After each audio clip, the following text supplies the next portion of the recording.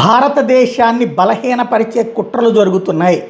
Social media కొన్ని సంస్థల ద్వారా ఈ కుట్ర నడుస్తోంది. ప్రపంచ శక్తులు భారతదేశాన్ని బలహీనపరిచే కుట్రని విజయవంతంగా చేసే ప్రయత్నం చేస్తున్నాయి. దీని వెనకాల ఉన్నది మనం ఇప్పుడు దీన్ని ప్రపంచంలో టాప్ 5లో ఉన్నాం, 3వ స్థానానికి వెళ్ళబోతున్నాం.